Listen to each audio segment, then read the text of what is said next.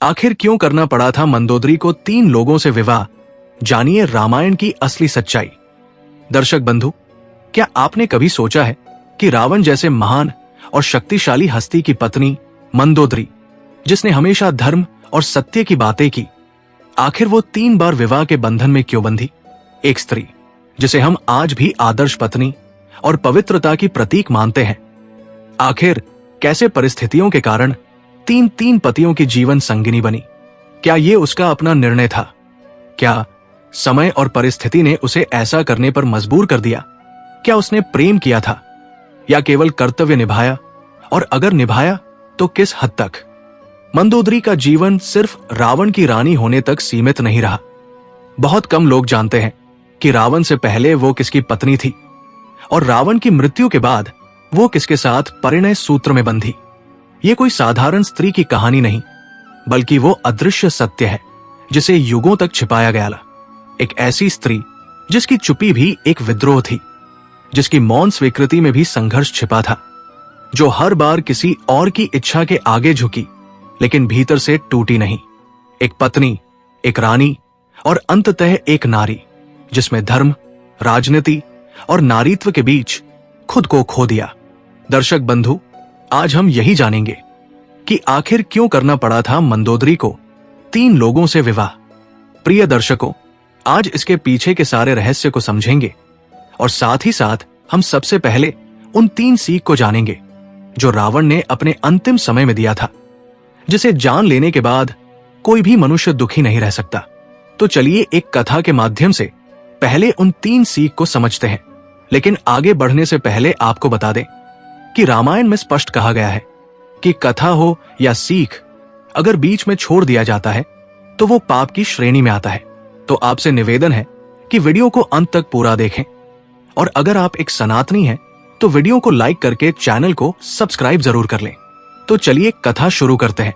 हजारों वर्ष पहले की बात है। एक पवित्र नगरी थी, काशीपुर। वहां परम धर्मात्मा, करुणामय और प्रजा की सेवा में लगे रहने वाले राजा हीरामन का राज्य था। राजा के जीवन की अर्धांगिनी रानी कलावती थी, जो न केवल अत्यंत रूपवती थी बल्कि हृदय से भी अति सरल और कोमल थी। उनके मन में किसी के लिए भी कठोरता या द्वेष का स्थान नहीं था। वे दास दासियों को भी सम्मान की दृष्टि से देखती थी, और जब भी कोई दरिद्र या दुखी प्राणी सामने आता, रानी का हृदय करुणा से भर जाता और वह उसकी सहायता कर देती थी।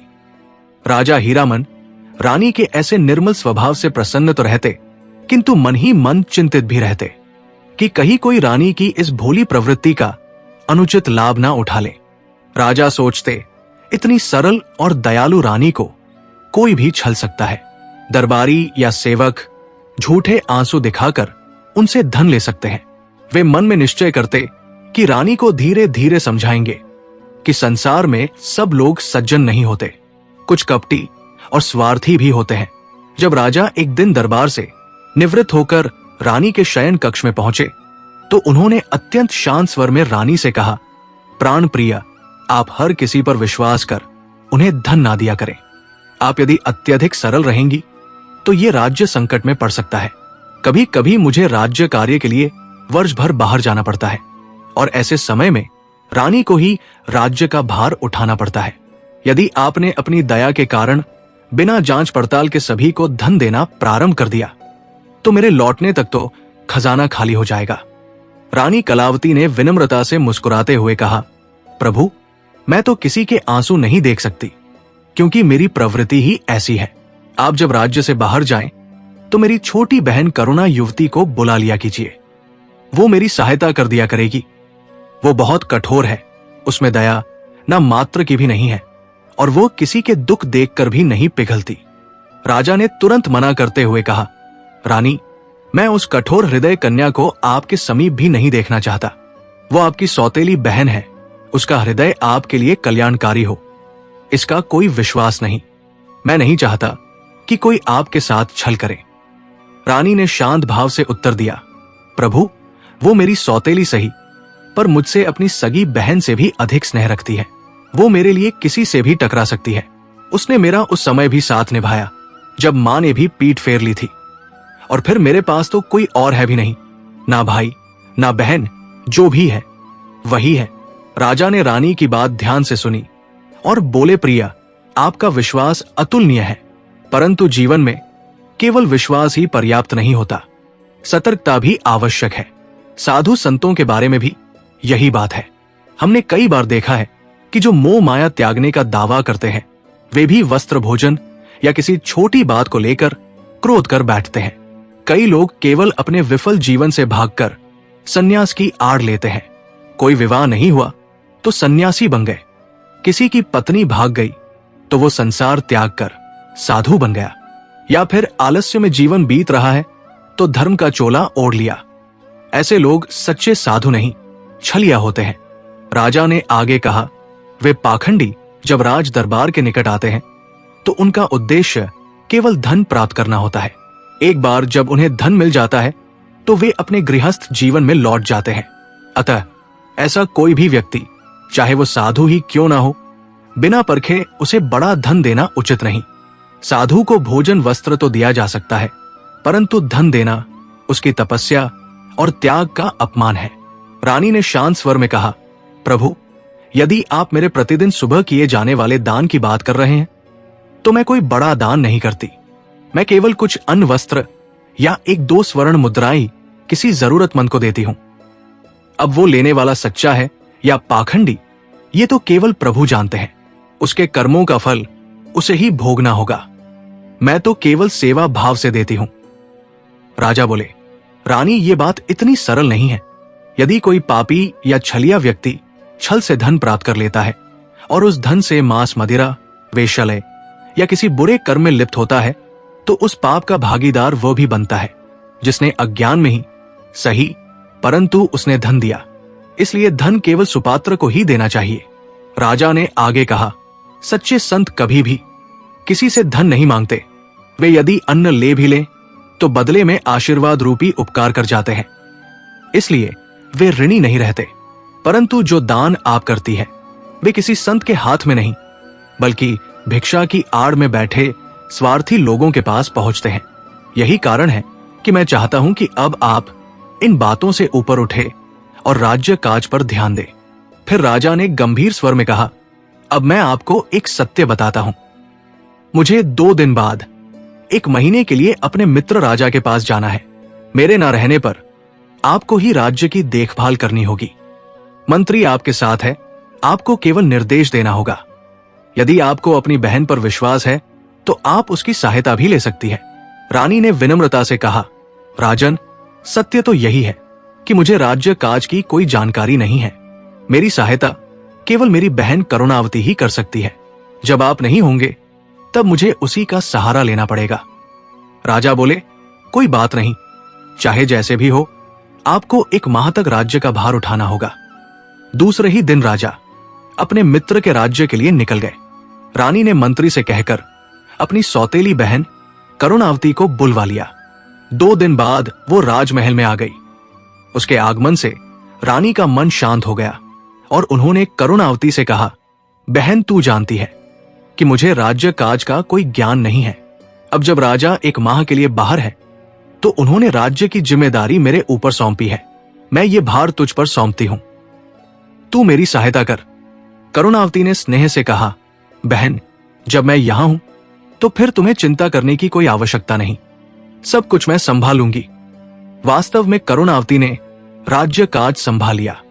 2 सप्ताह बीते ही थे कि एक दिन रानी की दासी ने हंसी में कहा, राजकुमारी करुणावती, आप तो सच में रानी जैसी लगती हो, सिंहासन पर भी बैठती हो।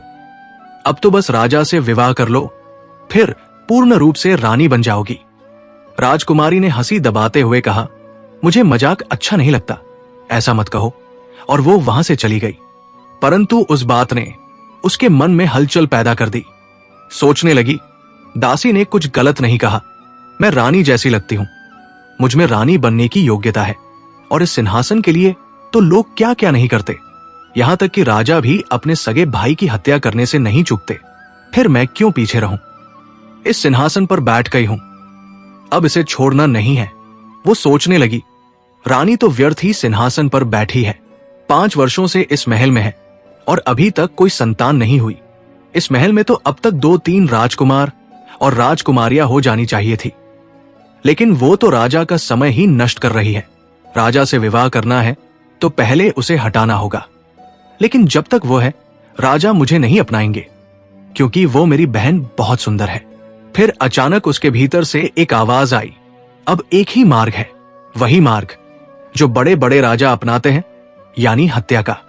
ये सोचकर राजकुमारी की आत्मा काम गई, परंतु लोभ ने उसे धक्का देकर कहा, पगली तू ठीक सोच रही है, वो कौन सी तेरी सगी बहन है, तुम दोनों एक ही मां की संतान भी नहीं हो। राजकुमारी के भीतर लोभ की अग्नि अब और भड़क चुकी थी। वो पहले ही राजा के विशाल खजाने को देख चुकी थी, जो उसके अपने राज्य से 5 गुना बड़ा था। ये धन वैभव, ये महल, सब कुछ अब उसकी आंखों में समा चुका था। अब उसके हृदय में ये दृढ़ निश्चय जन्म ले चुका था कि रानी को किसी ना किसी उपाय से इस संसार से हटाना ही होगा। वो एक दिन रानी के पास आई और मीठे शब्दों में बोली, बहन, तुम्हारे विवाह को 5 वर्ष हो गए हैं, पर अब तक तुम्हें कोई संतान नहीं हुई। इस राज्य का क्या होगा? क्या तुम्हारे शरीर में कोई दोष है, या फिर राजा ही संतान प्राप्ति में असमर्थ है?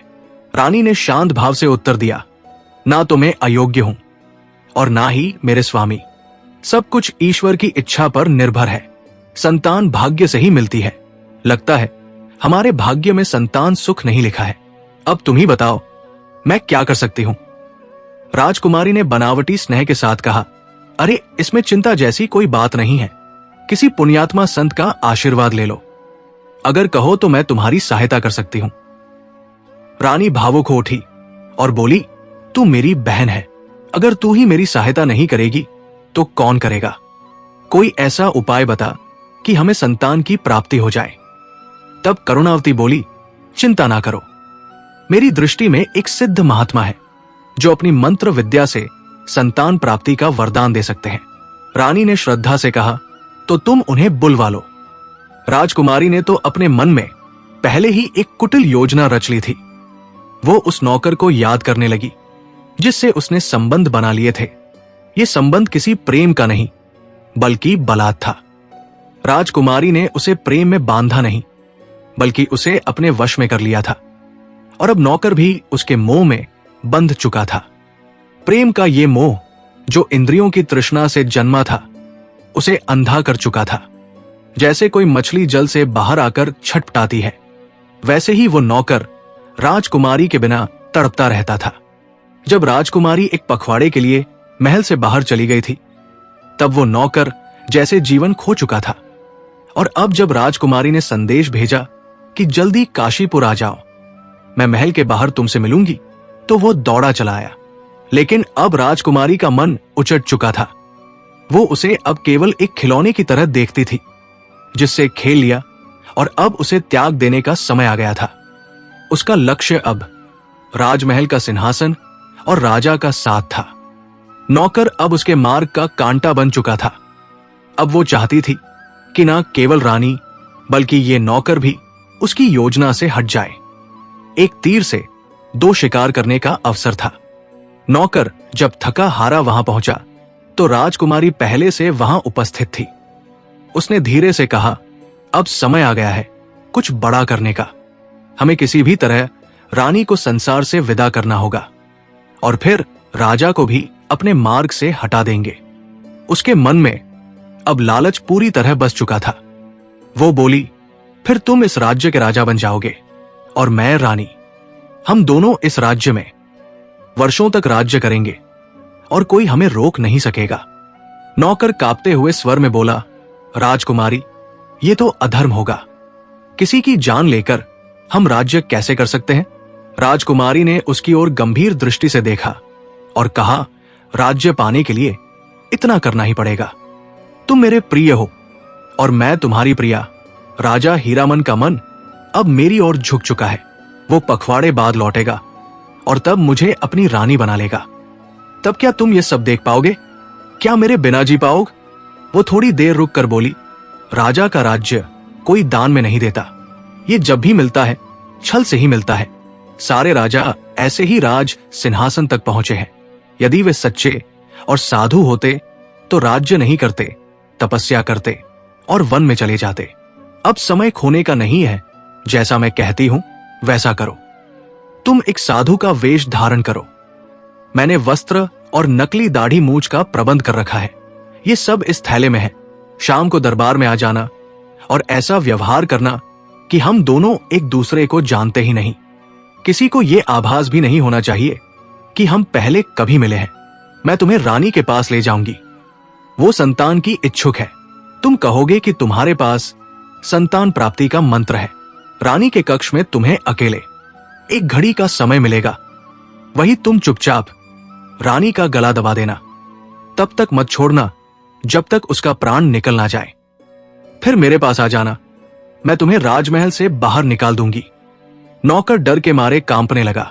बोला, राजकुमारी, ये पाप मुझसे नहीं होगा। मेरा हृदय कांप रहा है। राजकुमारी ने तीव्र स्वर में कहा, अगर मेरे लिए इतना भी नहीं कर सकते तो मेरा प्रेम झूठा था। यदि तुम मुझसे सच्चा प्रेम करते हो तो आग पर चलने से भी पीछे नहीं हटोगे। एक राजकुमारी के लिए उसका सच्चा प्रेमी तलवार की धार पर भी चल जाता है। इसीलिए मैं जो कह रही हो वो करो। अब तुम राजा बनने के बहुत पास हो। फिर वो महल में लौट आई। संध्या होते ही नौकर साधु का वेश धारण करके महल पहुंच गया। राजकुमारी ने उसका स्वागत किया और दरबारियों के सामने पूछा, आप हमारे राज्य के ही हैं या कहीं बाहर से आए हैं? साधु बने नौकर ने वैसी ही बात कही जैसा सिखाया गया था। उसने कहा, मैं साधु हूं। मेरा कोई स्थायी स्थान नहीं है। आज यहां हूं तो कल किसी और नगर में चला जाऊंगा। मैंने सुना है कि इस दरबार की रानी अब तक निसंतान है, इसलिए उन्हें आशीर्वाद देने आया हूं। मैं मंत्र सिद्ध कर उन्हें संतान प्राप्ति का वरदान दूंगा। राजकुमारी मुस्कुराते हुए बोली, फिर तो आप बहुत ही काम के निकले। हमारी रानी को तो आपके जैसे किसी पहुंचे हुए साधु महात्मा की ही तलाश थी। ये कहकर वो उस नकली साधु को लेकर रानी के कक्ष में गई और बहन से बोली, बहन, ये बहुत तपस्वी संत है, आप अपनी चिंता इनसे कहो।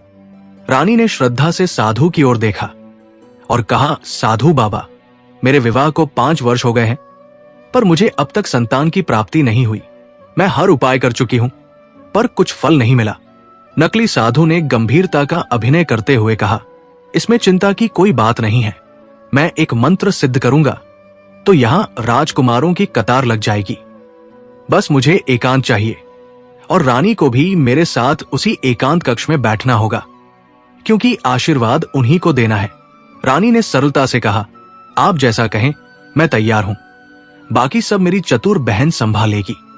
करुणावती बोली, बहन, तुम बिल्कुल निःसंकोच होकर इनके साथ कक्ष में बैठो। मैं स्वयं ध्यान रखूंगी कि कोई अंदर ना आए। साधु रानी के कक्ष में बहुत देर तक मंत्रोच्चार करने का अभिनय करता रहा। उसे कोई मंत्र याद तो नहीं था, लेकिन वो आचरण और स्वर से ये दर्शा रहा था जैसे वो गहरी साधना कर रहा हो। समय बीतने के बाद उसने अपने थैले से एक लड्डू निकाला और श्रद्धा से रानी को भेंट किया। जैसे ही रानी ने वो लड्डू खाया, वो गहरी बेहोशी में चली गई। तभी नकली साधु ने, जैसा राजकुमारी ने समझाया था, रानी का गला दबाना शुरू कर दिया। तब तक दबाए रहा जब तक कि रानी ने अंतिम सांस नहीं ली। समय का अनुमान लगाकर राजकुमारी कुछ सैनिकों के साथ वहां पहुंची। कक्ष में प्रवेश करते ही वो चिल्लाई, अरे मेरी बहन जमीन पर क्यों गिरी हुई है? तुमने इसके साथ कुछ अनुचित तो नहीं किया?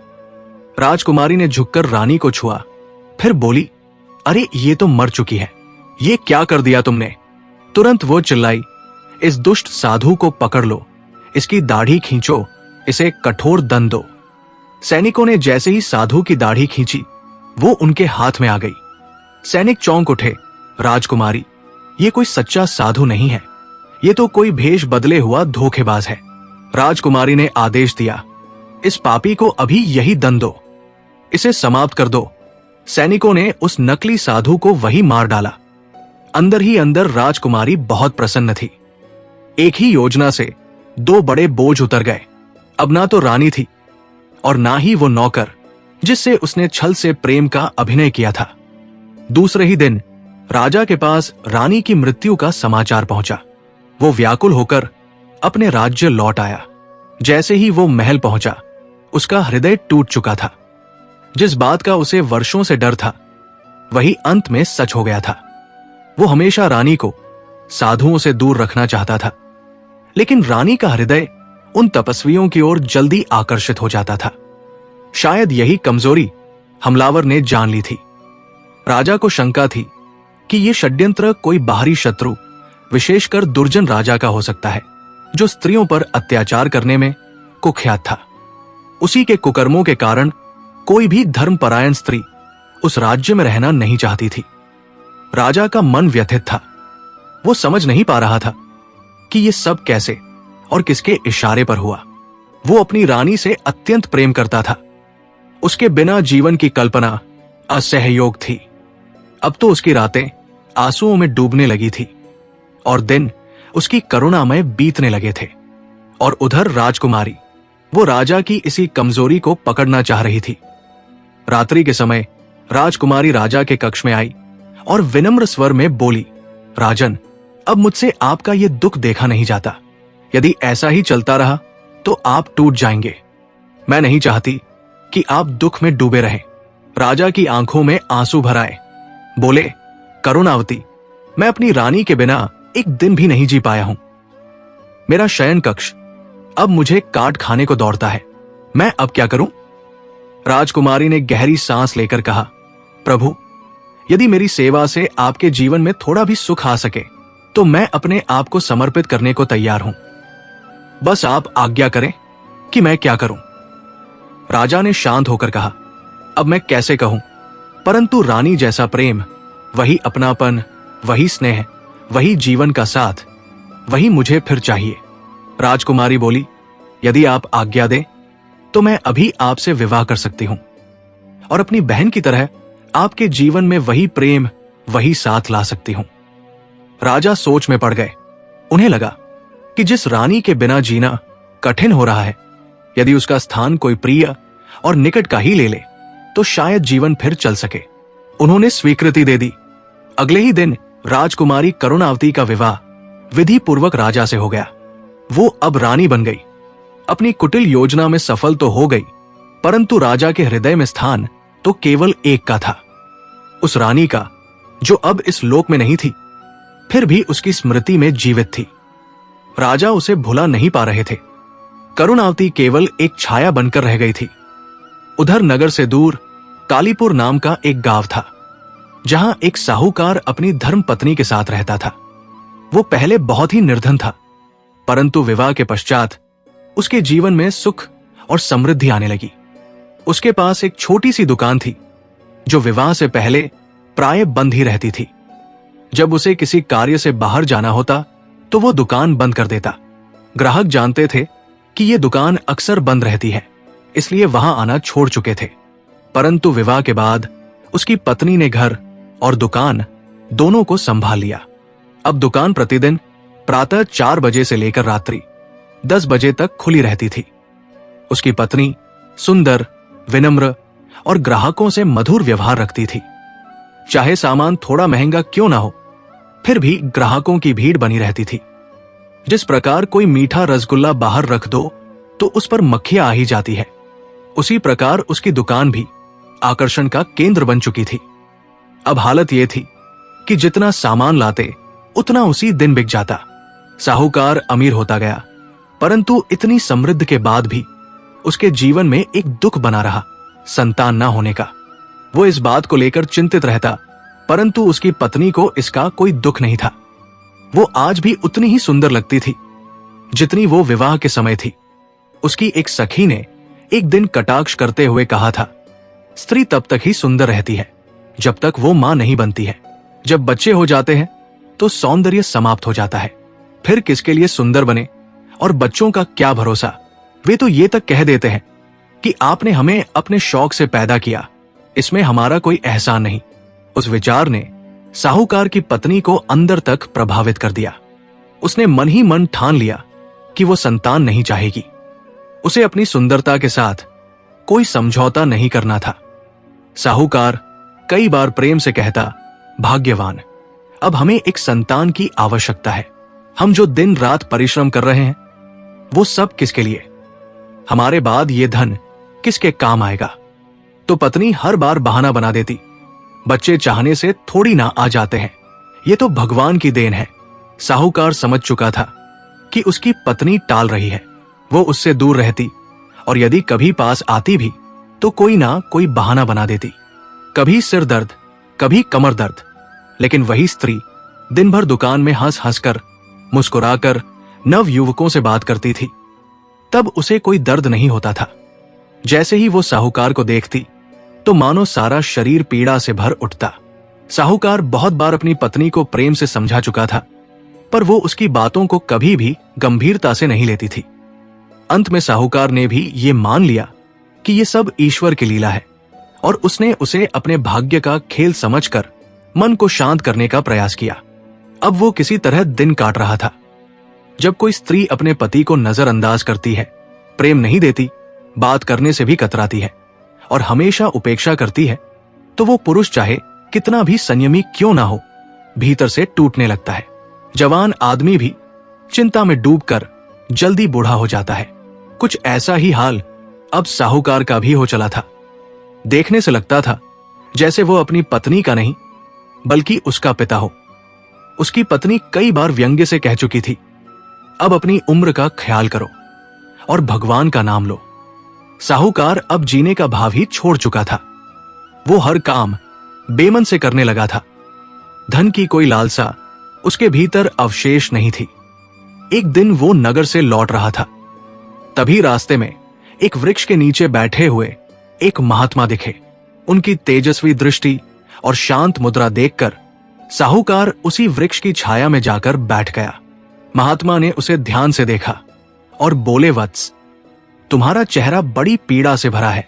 तुम्हारी आंखों में गहरा दुख और निराशा दिख रही है, जैसे तुम ये जीवन किसी बोझ की तरह ढूंढ रहे हो।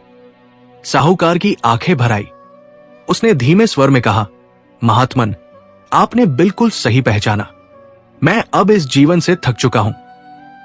मेरी पत्नी मेरे सामने होते हुए भी मुझे कोई स्नेह नहीं देती। मैं स्वयं खाना बनाता हूं, अकेले खाता हूं और हम एक ही घर में अजनबियों की तरह रहते हैं। अब आप ही बताइए, ऐसा जीवन कोई जीवन है? मैं तो जीते जी जैसे मृतक हो गया हूं। कृपा करके मुझे अपने साथ रख लीजिए, मैं आपकी सेवा करता रहूंगा। महात्मा ने गहराई से कहा, वत्स, ये मार्ग तुम्हारे लिए नहीं है। तुम संन्यास नहीं ले सकता है। जिसने संसार के मोह से कभी निकला ही ना हो, जो गृहस्थ जीवन में उलझा हुआ हो, वो केवल संन्यास का अभिनय ही कर सकता है, सन्यासी नहीं बन सकता। तुम्हारे मन में अभी भी संतानों की लालसा है और ईश्वर ने तुम्हारे भाग्य में पुत्र नहीं लिखा है। परंतु महात्मा ने मुस्कुराकर आगे कहा, मैं तुम्हें एक पुत्री का वरदान दे सकता हूं, जो अत्यंत सुंदर और तेजस्विनी होगी। मैं तुम्हारी पत्नी के हृदय में भी बदलाव ला सकता हूं। यह कहकर महात्मा ने अपनी झोली से एक बेर निकाला और साहूकार को देते हुए बोले, इस बेर को अपनी पत्नी को खिला देना। इसे खाने से उसे एक पुत्री की प्राप्ति होगी। वो कन्या अद्भुत गुणों वाली होगी। 1 वर्ष में वो 16 वर्ष की युवती बन जाएगी, जैसे कोई अप्सरा या राजकुमारी हो। फिर वो सामान्य जीवन जीने लगेगी। और ये माला लो, ये माला सदैव उसकी रक्षा करेगी। ध्यान रहे, ये माला किसी गलत हाथ में ना जाए। यदि ये माला गलत व्यक्ति के हाथ लग गई तो तुम्हारी पुत्री की मृत्यु निश्चित हो जाएगी। 1 वर्ष बाद वो स्वयं सब समझ लेगी और अपने को बचा लेगी। तुम्हारी जिम्मेदारी सिर्फ इतनी है कि ये माला उसके गले में पहना देना। साहूकार भाव विभोर हो गया। उसने महात्मा के चरण छुए और कृतज्ञ होकर वो बेर और माला लेकर घर चला आया। परंतु अब नई समस्या ये थी कि वो बेर अपनी पत्नी को कैसे खिलाए। वो तो उसकी बात सुनती ही नहीं थी। अंत में साहूकार ने निश्चय किया कि वो साफ साफ बोल देगा। उसने पत्नी से कहा, भाग्यवान, मेरे पास एक विशेष फल है। इसे खाने से तुम्हें संतान हो सकती है। कृपया इसे स्वीकार करो। उस दिन पत्नी का मूड कुछ सामान्य था। उसने कोई विरोध नहीं किया। साहूकार के हाथ से बेर लिया और बोली, ठीक है, मैं खा लूंगी। अब आप खा पीकर विश्राम करो। लेकिन भीतर से वो अब भी वही थी और उपेक्षापूर्ण उसने वो बेर खुद खाने के बजाय अपने आंगन में पल रही मुर्गी को खिला दिया। साहूकार ने जब अपनी पत्नी को प्रेम से वो बेर दिया और उसने चुपचाप उसे ले लिया तो साहूकार को बहुत प्रसन्नता हुई। उसे लगा कि आज उसकी पत्नी का मन शांत है, अवश्य ही वो बेर खा लेगी। परंतु जब पत्नी ने सुना कि उस बेर को खाने से पुत्र की प्राप्ति होगी तो उसने मन में निश्चय कर लिया कि वो ऐसी भूल नहीं करेगी। उसे अपनी सुंदरता और शरीर से अधिक प्रेम था और वो किसी भी रूप में उसका त्याग नहीं करना चाहती थी। उसने चुपचाप वो बेर घर की मुर्गी को खिला दिया। सुबह मुर्गी ने एक अंडा दिया। पत्नी ने उस अंडे को सोच कर रख लिया कि शाम को उबाल कर खा लूंगी। पर जब वो शाम को अंडा लेने गई तो चौंक गई। अंडा पहले से 3 गुना बड़ा हो चुका था। वो आश्चर्यचकित रह गई। सोचने लगी, भला अंडा कैसे बढ़ सकता है। उसने डर के मारे अंडा उबाला नहीं और उसे फिर से रख दिया। अगली सुबह उसने जब अंडा देखा तो ये और भी बड़ा हो चुका था, अब अपने वास्तविक आकार से 10 गुना। वो घबरा गई और तुरंत अपने पति को जाकर सारी बात बता दी। बोली, आपने जो बेर मुझे दिया था उसे मैंने खुद नहीं खाया, मुर्गी को खिला दिया। तो मुर्गी ने एक अंडा दिया जिसे मैंने रखा था। शाम को अंडा बड़ा हो गया, पर अब तो वो असंभव रूप से और बड़ा हो चुका है। आप चलकर खुद देखो। साहूकार के चेहरे का रंग बदल गया। वो बोला, अब क्या देखने को बचा है। मैंने तुझे वो बेर आस्था और विश्वास से दिया और तूने उसे खुद ना खाकर मुर्गी को खिला दिया।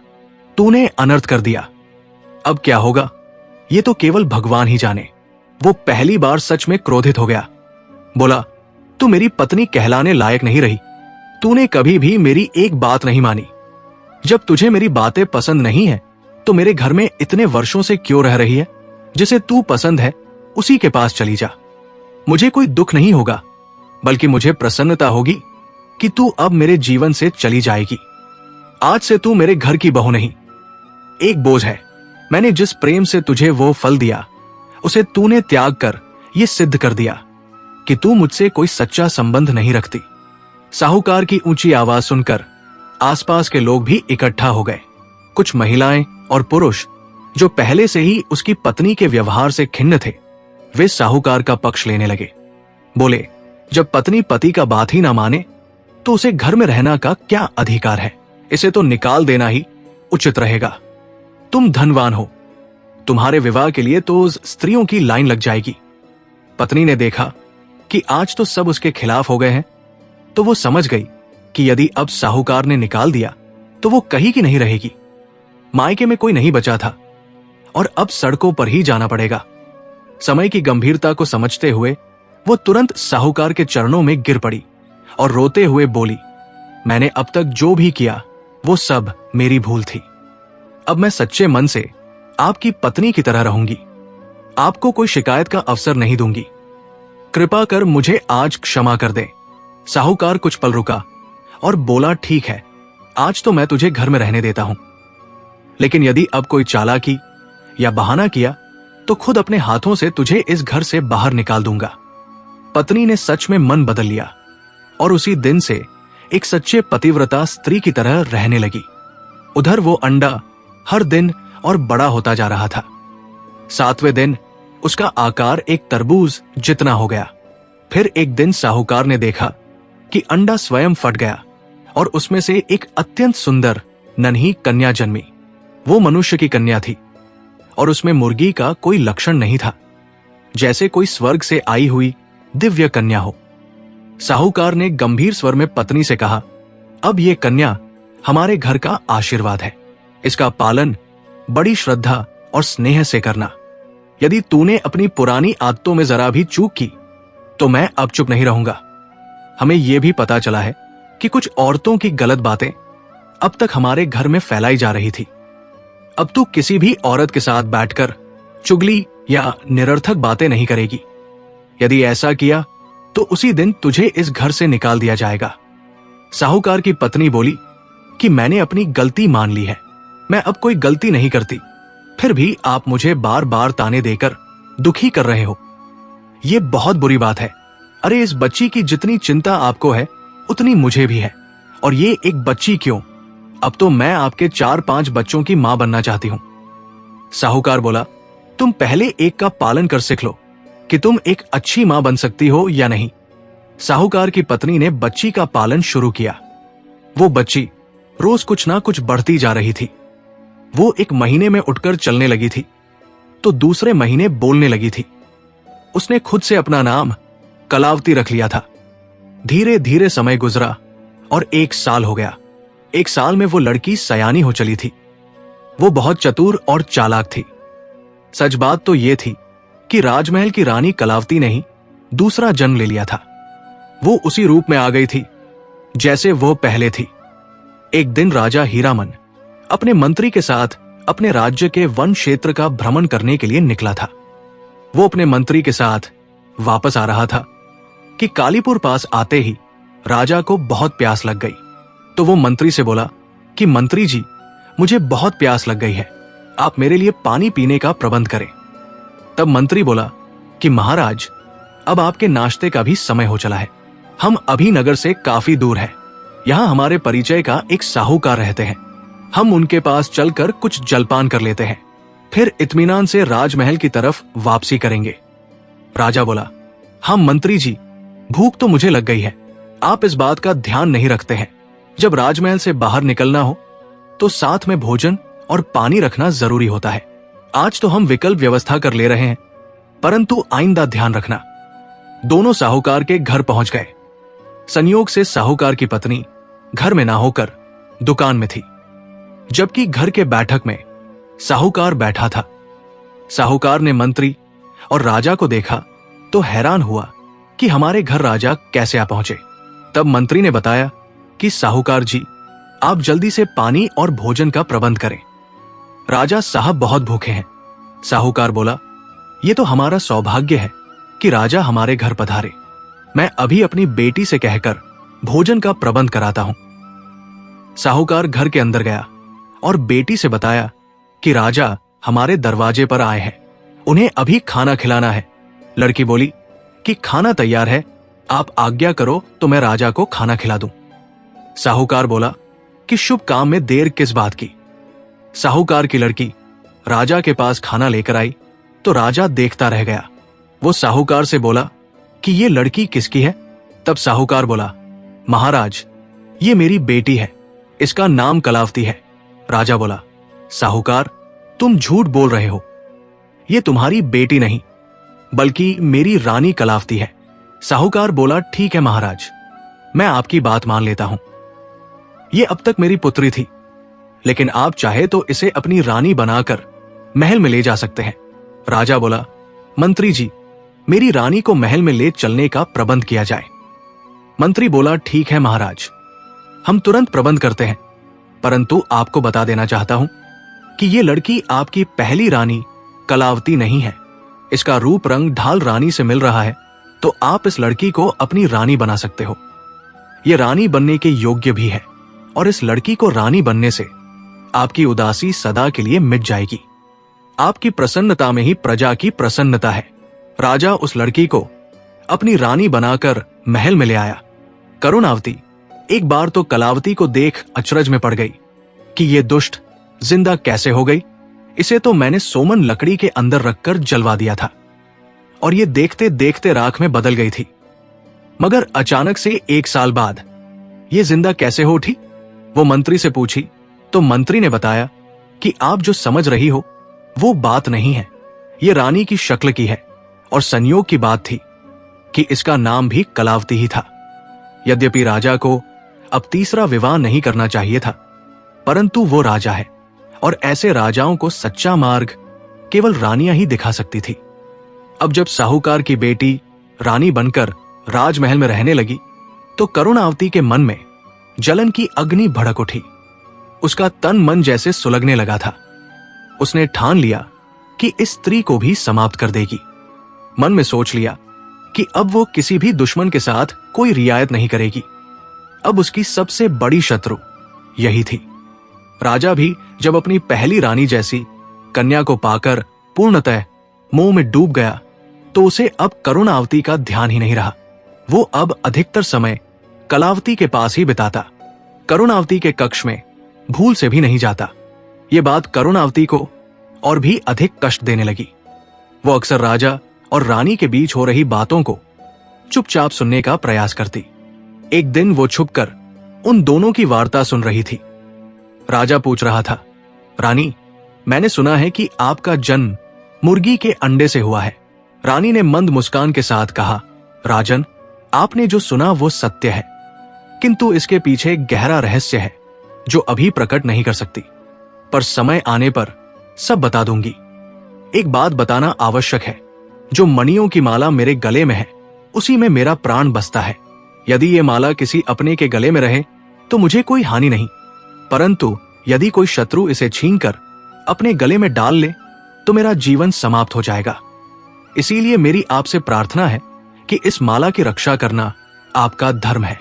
रानी को अचानक आभास हुआ कि कोई उनकी बात सुन रहा है।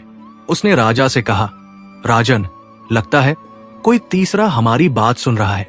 राजा ने तुरंत ध्यान दिया और बाहर निकला तो देखा करुणावती अपने कक्ष की ओर तेजी से बढ़ रही थी। राजा बोला, वो रानी करुणावती थी, अब वो भी आपकी तरह मेरी रानी है। उसने हमारी बात सुन ली, परंतु फिर भी वो दंड की पात्र नहीं है। हालांकि उसे इन बातों से दूर रहना चाहिए था, पर उसे मेरा आपके पास रहना अच्छा नहीं लगता। रानी बोली, राजन, आपको करुणावती पर भी ध्यान देना चाहिए, वो भी मेरी तरह आपके प्रेम की अधिकारी है। राजा बोला, रानी, अब मेरा मन आप में लग चुका है, अभी दूर जाने की बात मत कीजिए, मैं आपसे ही जुड़ा हूं। रानी बोली, राजन, कृपा कर मेरी एक बात और सुनिए। यदि किसी कारण मेरी मृत्यु हो जाए तो कृपया मेरा अंतिम संस्कार ना करें। रानी, आपको क्या हो गया है? आपको कौन मार सकता है? रानी बोली, राजन, मैं अनहोनी होने की बात नहीं कर रही हूं, बस जिसने जन्म लिया है उसे एक दिन तो जाना भी है। मैं ये केवल सावधानी के लिए कह रही हूं। उधर करुणावती ये सब सुन चुकी थी। उसे यह भी पता चल गया था कि रानी का प्राण उसकी मणिमाला में बसता है। अब वो चोरी की योजना में लग गई। एक दिन राजा को रात्रि में पेट खराब हो गया और वो बार बार स्नान गृह में जाने लगा। करुणावती कलावती के कक्ष में पहुंची और बोली, तुम निश्चिंत होकर आराम करो, मैं राजन को देख लूंगी। रानी उसकी बात मानकर सो गई। यही तो वो घड़ी थी जिसका इंतजार करुणावती कर रही थी। उसने एक झटके में रानी के गले से माला उतारी और अपने कक्ष के बाहर लगे फूलों के गमले की मिट्टी में छिपा दी। राजा अपनी तबीयत से परेशान था। उसे यह ध्यान ही नहीं रहा कि रानी को देखे। सुबह जब उसकी तबीयत ठीक हुई तो वो रानी को जगाने गया, पर रानी तो मृत्यु की अवस्था में थी। राजा बहुत दुखी हुआ, लेकिन उसे याद आया कि रानी ने जो कहा था उसे वैसा ही करना है।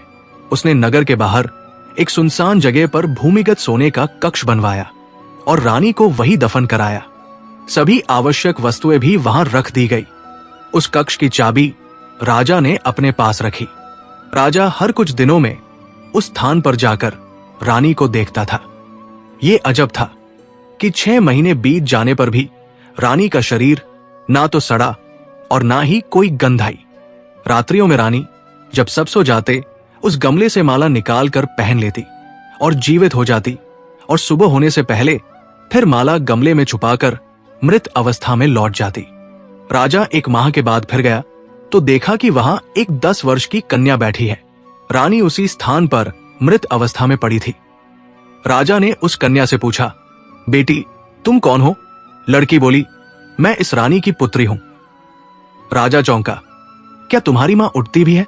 लड़की बोली, हां, आप 1 घंटा प्रतीक्षा कीजिए। 1 घंटे बाद रानी उठ बैठी और राजा से बोली, राजन, मैं मरी नहीं हूं। मेरी सौतेली बहन ने मेरी मणिमाला चुरा ली थी। वो अब भी उसे अपने शयन कक्ष के आगे गमले में छुपाकर रखती है। अब जाकर आप उसे वहां से निकालिए। राजा ने करुणावती के कक्ष में जाकर देखा तो सच में वो मणिमाला गले में पहनी थी। राजा ने झटके से माला उतारी और सैनिकों को आदेश दिया, इस रानी को कारागार में डाल दो। फिर राजा कलावती के पास गया और रानी को उनकी बेटी के साथ महल ले आया। रानी ने बताया, राजन, मैं वही पहली रानी कलावती हूं। ये मेरा दूसरा जन्म है। करुणा ने पहले मुझे धोखे से मरवा दिया था, फिर अपने प्रेमी को भी छल से मरवा दिया। वो पतित है। इसके बाद राजा ने रानी करुणावती को जीवित ही दफन करवा दिया। अब रानी कलावती अपनी पुत्री और राजा के साथ महल में रहने लगी। उसे जो साधु का वरदान मिला था वो सच साबित हुआ। उसकी कन्या भी 1 वर्ष में सयानी हो गई। और चमत्कार तो ये था कि जो कन्या सोने के महल में जन्मी थी वो 1 माह में ही 10 वर्ष की हो गई और जैसे ही महल पहुंची सयानी बन गई।